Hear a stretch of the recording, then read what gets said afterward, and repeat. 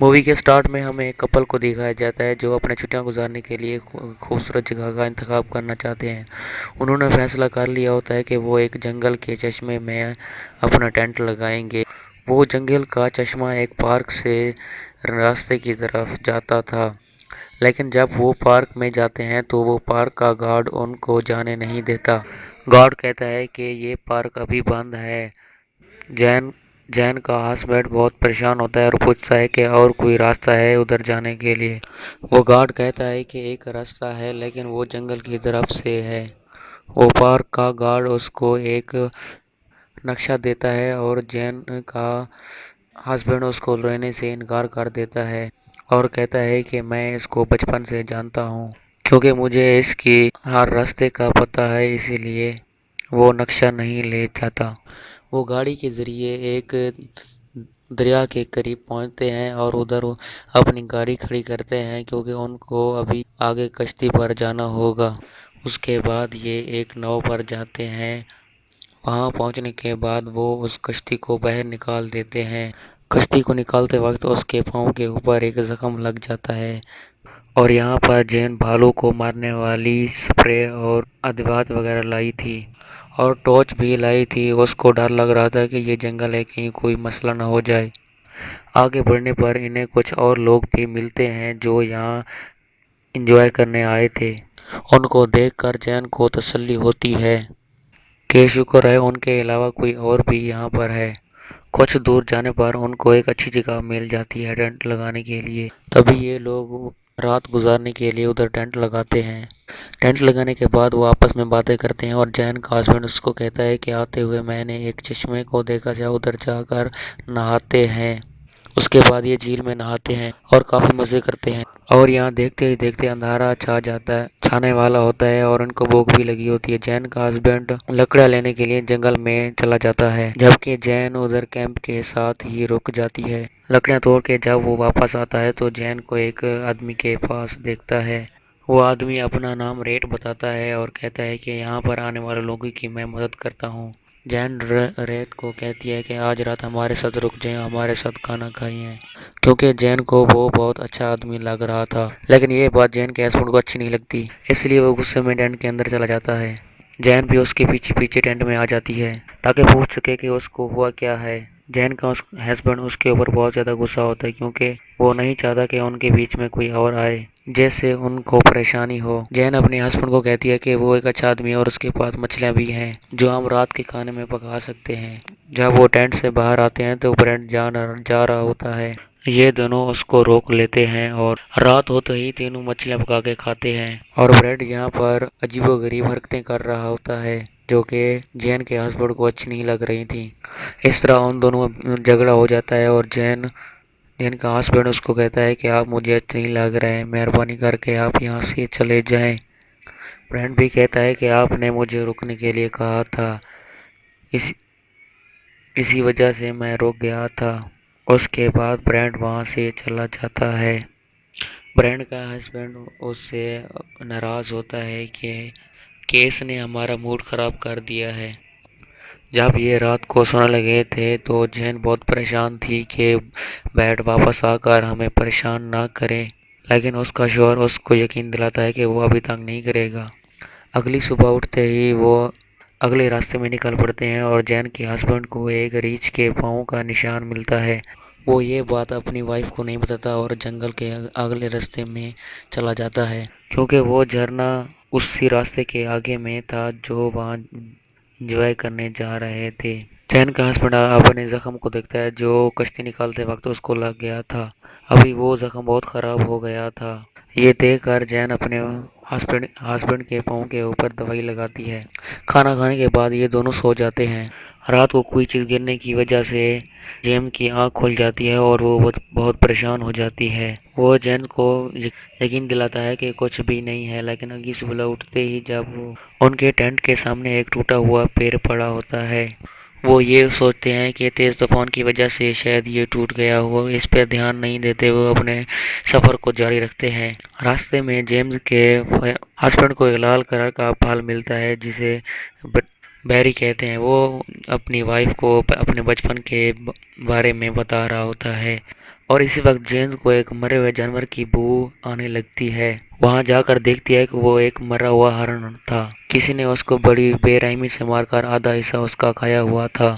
یہ دیکھ کر جین بہت پریشان ہوتی ہے اور اس کا دل گھبرا جاتا ہے، پھر بھی وہ اس چیز کو بلا کر آگے بڑھ جاتے ہیں۔ آخر وہ ان جگہ پر آ جاتے ہیں جہاں پر ان کو آنا چاہیے تھا، جیسا کہ اس کے ہسبینڈ نے اس کو بتایا تھا کہ یہاں پر جھیل اور جھریں ہوں گی، لیکن وہاں تو کچھ بھی نہیں ہوتا، صرف سوکھے درخت ہی نظر آتے ہیں۔ وہ یہ دیکھ کر خود بہت بڑا مایوس ہو جاتا ہے۔ اسے سمجھ آ گئی تھی کہ وہ راستہ بھول چکے ہیں۔ جینز اپنے شوہر کو پوچھتی ہے کہ کب تم آخری بار یہاں آئے تھے؟ وہ کہتا ہے کہ میں جب اسکول میں تھا تبھی آخری بار یہاں پر آیا تھا، اور مصیبت کی بات یہ تھی کہ ان کے پاس نقشہ بھی نہیں تھا، جو وہ گارڈ دے رہا تھا وہ بھی نہیں لیا تھا، کیونکہ اس کا ماننا یہ تھا کہ وہ اس جگہ کی ایک حصے کو بہت طریقے سے جانتا ہے۔ جین جلدی سے اپنا موبائل نکالتی ہے، لیکن اس کا موبائل اس کے بیگ میں نہیں ہوتا۔ اس کا ہسبینڈ کہتا ہے کہ میں نے آپ کا موبائل گاڑی میں رکھ دیا تھا تاکہ ہم موبائل کی وجہ سے ڈسٹرب نہ ہو اور انجوائے کر سکیں۔ وہ اپنے شوہر سے بہت زیادہ ناراض ہوتی ہے اور کہتی ہے کہ آخر تم یہاں کیوں آنا چاہتے تھے، اور کہتا ہے کہ میں اس جھرنے کے سامنے آپ کو انگوٹھی بنانا چاہتا تھا۔ جین یہ سن کر بہت زیادہ پریشان ہوتی ہے اور اس کو کہتی ہے کہ آپ نے مجھے بہت بڑی مصیبت میں ڈال دیا ہے، اب ہم راستہ بھول چکے ہیں، اب ہم کیا کریں؟ ان کو راستے کا بھی نہیں پتا، اس لیے وہ دونوں ایک جگہ پر بیٹھ کر مایوس ہو جاتے ہیں۔ جین اپنے ہسبینڈ کو سوری بولتی ہے اور کہتی ہے کہ مجھے آپ کے ساتھ ایسے برتاؤ نہیں کرنا چاہیے تھا۔ جب وہ رات کو سو رہے تھے تو ایک جنگلی جانور آ کر ان کے ٹینٹ کے اوپر چیک کر رہا تھا کہ اس کے اندر کوئی ہے یا نہیں۔ وہ بار بار اپنا منہ اس کے اندر مار رہا تھا، وہ اندر آنے کی بھی کوشش کر رہا تھا، لیکن وہ دونوں گہری نیند میں سو رہے تھے تو ان کو پتہ نہیں چل سکا۔ لیکن صبح ہوتے ہی جب وہ باہر آتے ہیں تو ان کا سب کھانا کوئی کھا گیا تھا، اور وہ سوچتے ہیں کہ یہ ضرور کسی بھالو کا کام ہے۔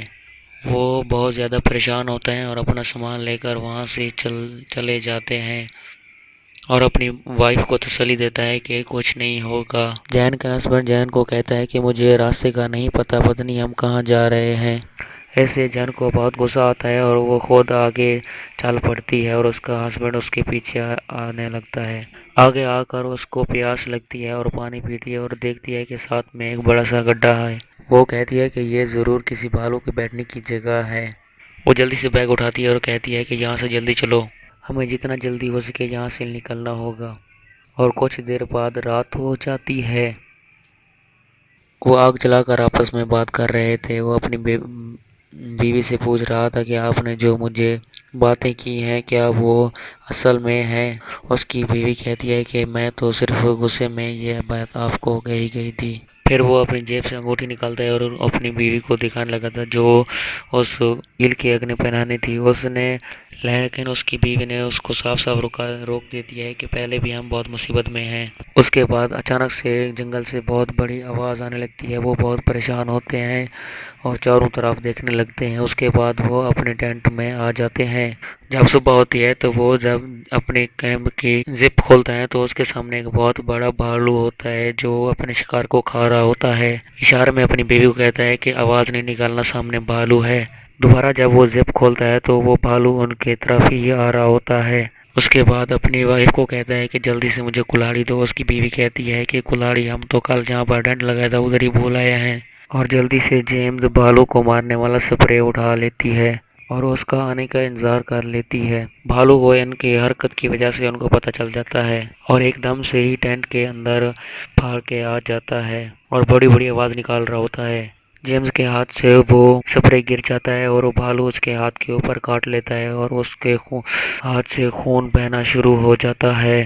جیمز کا شوہر اس کو بچانے کے لیے خود اس کے آگے آ جاتا ہے۔ وہ بھالو اس کے پیر کو پکڑ لیتا ہے اور جیمز کے شوہر کو بہت زیادہ تکلیف ہو رہی ہوتی ہے۔ جیمز جلدی سے بھالو کو مارنے والا سپرے نکالتی ہے اور اس کے اوپر مارنے لگتی ہے۔ بھالو وہاں سے بھاگ جاتا ہے اور جیمز کے ہسبینڈ کو بہت زیادہ چوٹ لگ جاتی ہے کیونکہ بھالو نے اسے بہت زیادہ زخمی کر لیا تھا۔ وہ اپنی بیوی سے کہتا ہے کہ مجھے ایسا لگ رہا ہوتا ہے جیسے میرے پیر میرے جسم کے ساتھ ہے بھی نہیں۔ اس کو بہت زیادہ تکلیف ہو رہی ہوتی ہے۔ اس کا بہت زیادہ خون بہنے کی وجہ سے جیمز اس کے اوپر ایک پٹی باندھ دیتی ہے تاکہ اور زیادہ خون نہ بہے۔ اس سب کی وجہ سے وہ زیادہ پریشان ہو گیا تھا اور جیمز سے کہتا ہے کہ اب میں نہیں بچوں گا، کہ میں مر جاؤں گا کیونکہ موت ہمارے سامنے ہے، اس سے بچنے کے لیے ہمیں تیز سے یہاں سے نکلنا ہوگا، پیر کی چوٹ کی وجہ سے میں یہاں سے جلدی نہیں بھاگ سکتا۔ ابھی وہ باتیں کر رہے ہیں تو دوبارہ وہ بھالو ان کے اوپر دوبارہ حملہ کر دیتا ہے۔ اس بار وہ جیمز کے ہسبینڈ کو کھینچ کر اپنے ساتھ لے جاتا ہے۔ اس کا ہسبینڈ جیمز کو کہتا ہے کہ آپ جلدی سے یہاں سے نکل جاؤ، لیکن جیمز کو کچھ سمجھ نہیں آ رہا تھا کیونکہ وہ بہت ڈری ہوئی تھی۔ وہ بہت پریشان ہوتی ہے، جب باہر نکلتی ہے تو وہ بھالو اس کے شوہر کو کھا رہا ہوتا ہے اور وہ جلدی سے وہ وہاں سے بھاگنے کی کوشش کرتی ہے۔ وہ تیز سے جنگل کی طرف بھاگنے لگتی ہے اور اس کو بھاگتے بھاگتے ایک پیڑ کی طرف اس کے سامنے آ کے لگ جاتا ہے، جس کی وجہ سے وہ بے ہوش ہو جاتی ہے۔ جب وہ اٹھتی ہے تو دیکھتی ہے کہ وہ انگوٹھی اس کے ہاتھ میں ہوتی ہے اور وہ مدد کے لیے پکارنا شروع کر دیتی ہے کہ کوئی ہے یہاں، پلیز میری مدد کرو۔ وہ اپنے شوہر کو یاد کر کے اس کی انگوٹھی اپنی انگل میں پہن لیتی ہے۔ تبھی اس کو پیچھے سے بھالو کو گرلانے کی آواز پڑتی ہے تو وہ جلدی سے وہاں سے بھاگنے کی کوشش کرتی ہے، کیونکہ بھاگتے بھاگتے شام ہو گئی تھی، اندھیرا بھی بڑھ رہا تھا اور رات جلدی ہونے والی تھی۔ وہ سو رہی ہوتی ہے تو اس کے اوپر ایک ہیلی کاپٹر کی آواز آتی ہے، جس کی وجہ سے اس کو جاگ ہو جاتی ہے اور وہ چلاتی ہے کہ ہیلپ کرو ہیلپ، لیکن ہیلی کاپٹر ان سے بہت دور ہوتا ہے، اس کو آواز نہیں پہنچتی۔ اس سے نا امید ہو جاتی ہے اور اس کو ایک پانی کے بہنے کی آواز سنائی دیتی ہے۔ وہ وہاں پر جا کر پانی پیتی ہے اور اپنے ہاتھ کو اچھی طرح سے دھوتی ہے، اور ساتھ ہی میں بیریز کو دیکھ کر وہ بہت خوش ہوتی ہے اور ان کو کھانے لگتی ہے، کیونکہ وہ کافی دنوں سے کھانا نہیں کھایا تھا اور اس کو سامنے سے ہی بھالو آتے ہوئے نظر آ گیا تھا اور وہ وہاں سے تیزی سے بھاگنے لگتی ہے۔